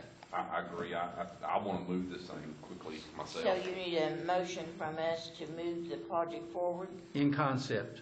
in concept. Yes, ma'am. I make a motion that we move it forward, the project 500 in concept. Your second. I'll second it. All those in favor of Ms. Willis's motion, please signify by saying aye. Aye. Aye also. All right. And then, David, I guess we're going to, this is not going to be pleasant. The scheduling, is that what you asked on B? Yeah, we're going to need a little direction. The first thing I want to do, I think, is pretty much a no-brainer. We were supposed to have 2 full-day department workshops regarding the budget next week. Given the circumstances, I think those probably need to be canceled, not postponed, but cancel them. We have a lot of things in writing from some departments, but we thought we could contact all the departments that wish to speak and ask them if there are specific things they would like us to consider as part of this. But I don't know, just with the way things are, it feels wrong for us to shell up in a room together for 8, 9, 10 hours and have people parade in and out all day long, presenting budget requests. We have everybody's written budget requests. We will still need to work out something with the school system. I'm not sure what we should do yet. We've got all these. Session for the 24th? It was scheduled for the evening of the 30th. 30th, that's right. But I'm still not of the mind that we should be doing a lot of face-to-face meetings at this time. We could do that electronically, a joint meeting. Could we not do it like we're doing tonight and have them sit back there? Well, that's sort of what I'm asking you. Well, that's one meeting I've I think we already need to scheduled have. my schedule around the 30th and the 31st. Well, things have changed, and for us, those of us that are working in it, I spend three-fourths of my day either dealing with something in regard to this or answering a question about this or trying to get an update from the state on what we're supposed to be doing about this or that. I agree. That is a very important budget meeting for us to have. We have not had one. We can try to hold that date My suggestion. and work something out in here. That's why I'm asking you. My suggestion, my hope would be that we would not ask the budget request people. Let's just cancel the budget piece of that and maintain the school joint session. Okay. Now, I don't know what their thought is, but Well, I want to have that meeting. and we can ask. So what we'll do, we will cancel the 9 to 4 sessions that we had for those 2 days. We'll notify the departments. But for now, I will reach out to the school division and see if we can work out something logistically for the evening of, well, it'd be next Monday. It's the 30th, isn't it? It would be next At 5 Monday o'clock. at 5 o'clock. Do you have any more of these tables? I see 3 Yeah. that you could put Did you out hear all that here wrong? that keeps us. I did. I'm not sure on the 30th. Originally it was set up and I was good with it. It's I 30th, just, what it with said. the way things are, I'm not sure. I Well- feel like we're going to have to do that. We're going to pull that The Band-Aid school off. board has to have their budget set by a certain date, though, don't they? I'm sorry. Doesn't, the school board has to have their budget set by a certain date? That's why we have to meet with them a little bit earlier. They do, and we, again, these are just extraordinary circumstances. I mean, this is, those of us that have done this for a while, it's difficult enough to work all these meetings and schedules when you've got things going smoothly. I mean, we're working around all kinds of requirements and a whole lot of common sense, truthfully. I think from what I hear from you, we will go ahead and cancel the daytime portions of those workshops, but we will see if we can somehow keep the evening of the 30th meeting with the school board at least try, we need to meet with them. Yes. That's a very important part of our budget. But I will say this, in the face of things that are evolving with this, Who knows, right, exactly. I would say we will make our best efforts to keep that on, but if we have to cancel it or change it, we will just have to do so. Mr. Chairman, if I can, this week is, and for all the citizens of, all the employees, I guess I should say it that way, for work in this building,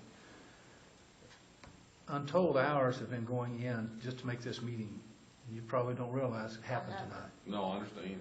We have been, David has been working a lot of hours. I have been working a lot of hours. Your staff has been cleaning and trying to keep everything and sanitized. I've spent hours and hours and hours reading and researching to make sure, and trying to make sure this board is in compliance with the Opens Meeting Act and statutes. It's unbelievable how much time is going in. Now, a lot of boards are getting really antsy about what are the requirements of open meetings and how many people can be present, those kind of things.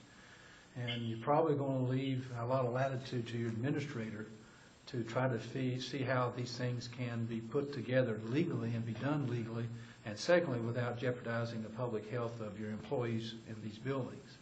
That's going, I mean, it's crucial. I know a lot of your employees worry about all these things daily, about contact with individuals coming and going, and they're constantly cleaning, trying to make sure that it's sanitized and everybody's protected.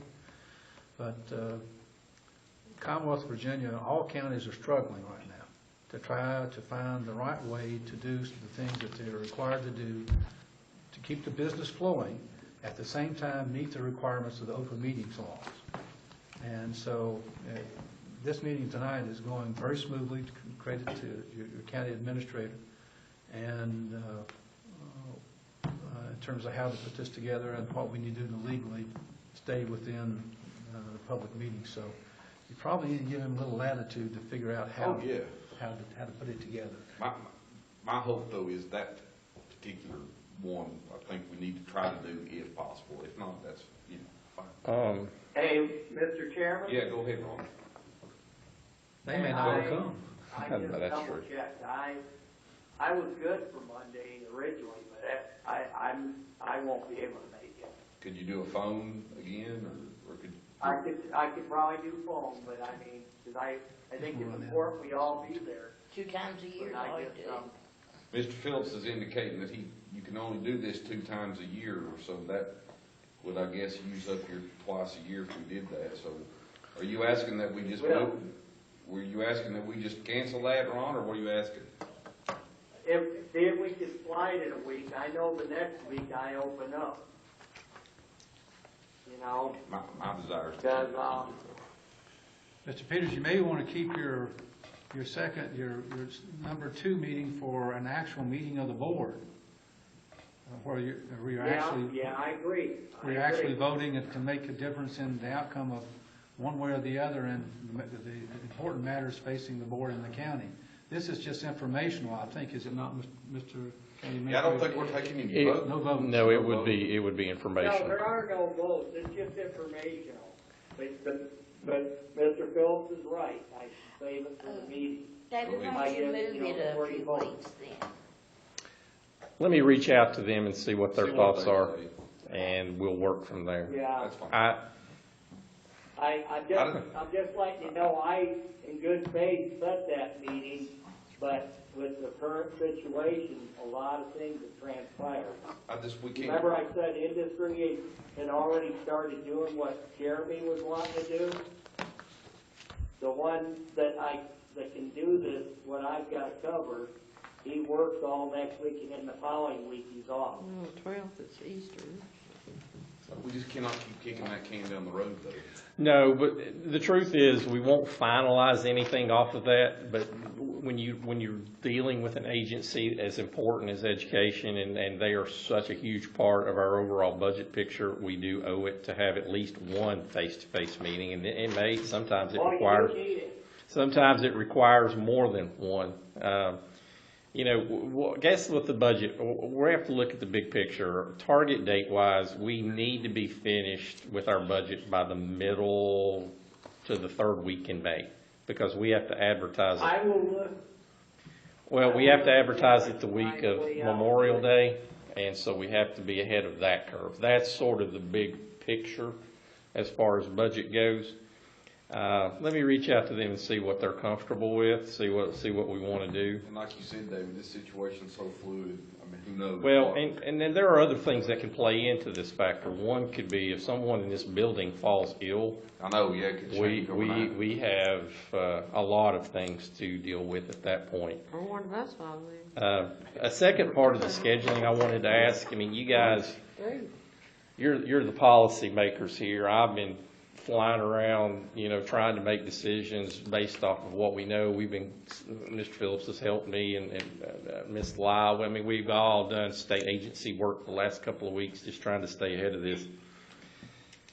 We could come up on a day where we need to actually, we're working under closed public circumstances with shorter hours because we are doing so much cleaning. I mean, we're actually having office cleaning twice a day. We read out at the last meeting the maintenance staff and what they are covering. But I do think that we sort of have to prepare for what happens and what circumstances do we actually have to close our offices. Now, there are services that will have to continue. The sheriff and the 911 will continue. If at all possible, we know that our solid waste guys will have to continue. But under what pretense, other than if we're required to? If this building has someone fall ill, we will have to close, because everybody in this building has had contact with basically everybody else. And so the way that the rules as read to us, and I've read some OSHA stuff, 10 to 14 days is what we're all required basically to quarantine. Some of us can telework, some people can't, and I have worked out with the girls in my office sort of an arrangement. They could come in at different days. We to make sure that payrolls and payables and those things we can continue our operations, but we could run into a situation where we all can't show up for work every day. And I guess I want to know what circumstances are you all comfortable with where we draw that line that we close? Does it take an illness in the county? Does it take an illness among one of our staff? Does it take an illness among one of our staff's family? I mean, where's a line that we're comfortable saying, hey, we need to send everybody home, keep everybody away from each other as much as possible? I mean, I think an in-building illness, I mean, certainly. My concern at that point, though, is that I've got a lot of people who are now exposed, potentially contaminated with one another. And I know we're trying to do our best, but there's a fine line between trying to be proactive and what I'll call potentially jumping the gun. I think to date we have pulled all the right measures. We've kept everybody safe. Our buildings have stayed safe. We've done a good job, but I mean, as this thing progresses, we don't know what it's going to be like. We really don't know. Rhonda's son's a doctor. My wife's a nurse. I mean, we hear all the stories and the things that are out there. And to be honest, there's not really good guidance. There's not a template that you can follow. There's not really a handbook. It's more of a what should we do? And I think one thing that we should definitely do is try to make sure that all of our people are as protected as they can be. They all have families. They all have kids. They all have parents. And I guess I'm just kind of looking for a little bit of guidance there, if there is any, or do we just continue to see how things unfold? And I think we let you make the decisions and consult with the health director. Well, we have daily communication with the health department. Yeah, with Mrs. Cantrell and her staff. Advice. We do. Richie has daily communications with VDM. And these guys back here, they're staying on top of it. I mean, we all talk. Josh and Richie have kind of helped us. We're kind of trying to pull together a little bit of an internal task force so that we can information share to try to stay ahead of this. But the truth of the matter is there's a lot more unknown than there is known. And we have essential function we've got to carry on, but I'm trying to look out for the safety of my people Well, I too. know a lot of people, like my wife's office, for instance, they're doing like skeleton crews, sort of to make sure there's nobody within 10 feet of each other. So instead of having a staff of 5, 6 people, they're doing staffs of 2 or 3, and not letting any customers in or out, Right. which I think we've implemented here. We did.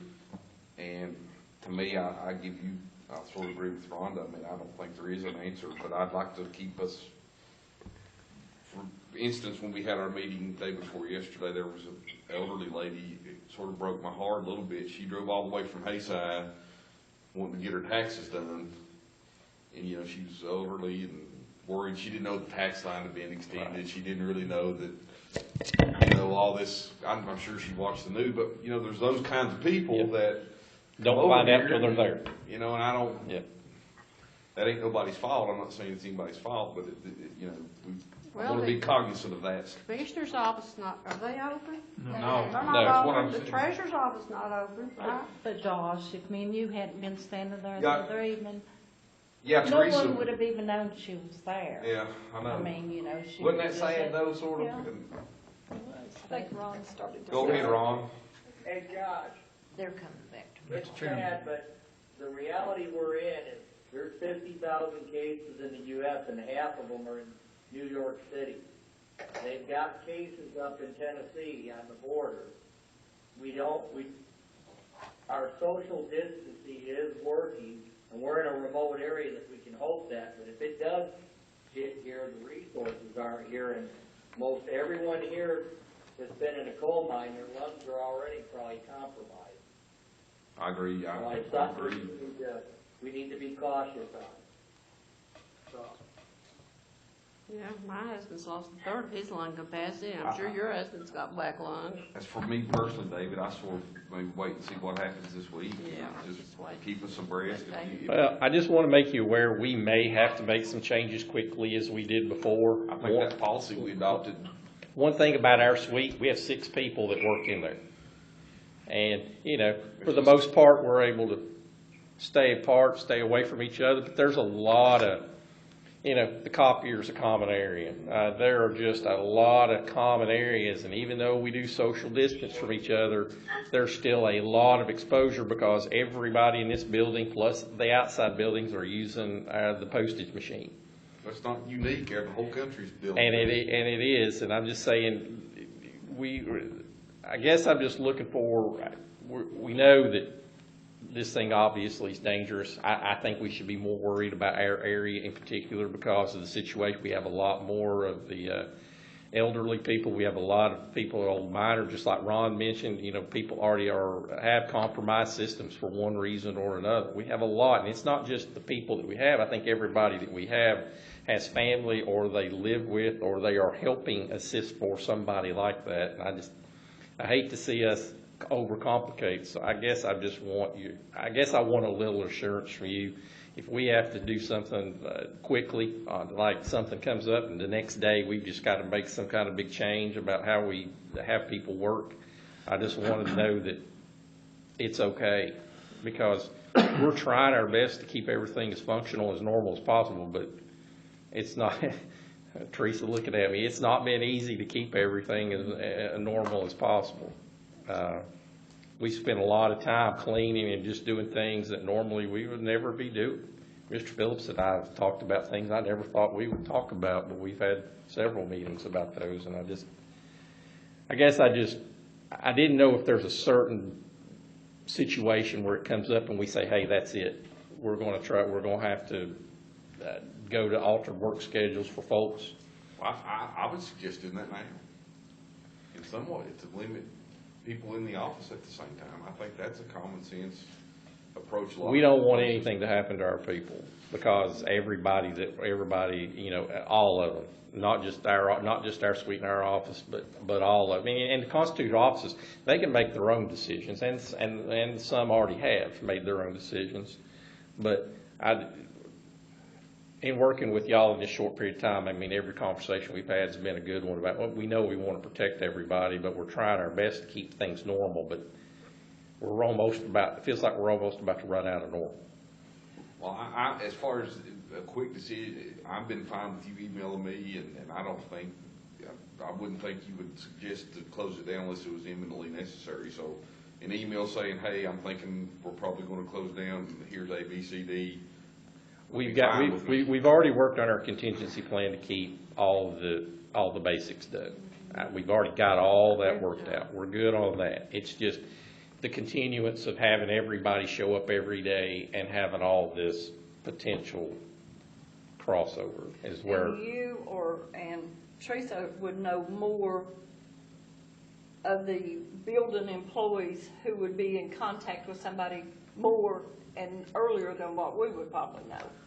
Well, Yeah. our suite's just a hub, and so, it's not just the six, everybody in the building basically passes through there at some point because of the bills and everything else. And I'm just trying to think ahead here a little bit, because this thing is closing in. We don't know where it'll be. We don't know who will get it. I hope nobody gets it, but the truth of the matter is doesn't seem very realistic at this point.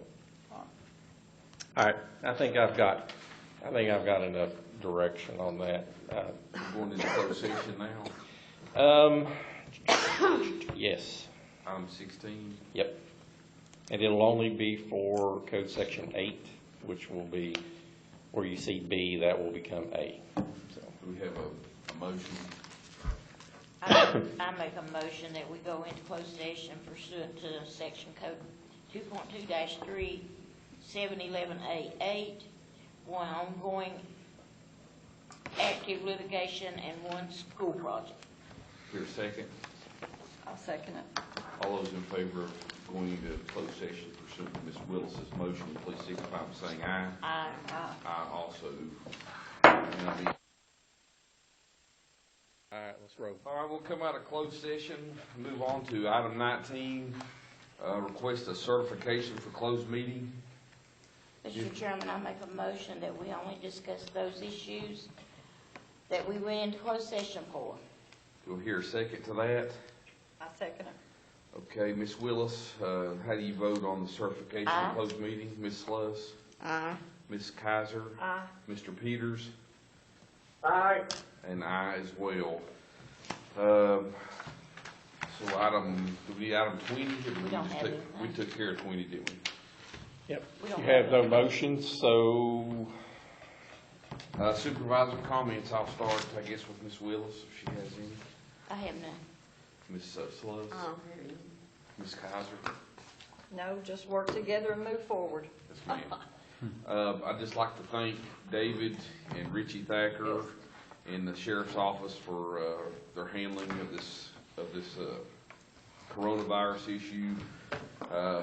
Just read that a 6-year-old over in Grundy tested for the coronavirus, and I was in Grundy today. So Oh, goodness. it's and I got a 7-year-old and a 2-year-old at home, so it's scary. It's getting closer, and It's creeping right in on top of us. we've met and talked and emailed, and so your county leadership is trying to make sure that we're on top of this, but we've done about all I know we can do so far. I seen Ballard has dedicated the Big Stone Gap Hospital to the coronavirus. It's going to be its main place, I guess, for testing and quarantining and treatment of people. So we're doing the best we can. Again, thank Jeremy and Adam and David for making sure we could do the live streaming and calling in and try to be as transparent to the public as we can. And Teresa, thank you also. But Ron, I guess, did you have anything? I guess a couple things. First, you said a 6-year-old, was it positive test? Positive test, yeah, positive test. Lives in Okay, I wanted to Oakwood. clarify that. And all I was gonna say for my comments is that the public, you need to be safe and practice the social distancing and try it out. We don't need this hitting us all at once. That's all I got. Thank the public for their abstinence. Yeah, and you go ahead. If you No, want. go ahead. Also, we'd like to thank, the public for staying home tonight. I know it's not, maybe the easiest thing. If you had things you wanted to come tell us or ask us or listen to, but we're doing the best we can to make sure you know, what your board's doing. So, anybody have anything else? I think we made progress tonight, even though it's under advisory. under difficult circumstances. I thank David and all the crew here that made it possible. At this time, I guess I'll entertain a motion to adjourn. So moved. I'll make the motion to adjourn. I'll second it. Motion and second to adjourn. All those in favor, please say aye. Aye. Aye also. Meeting adjourned.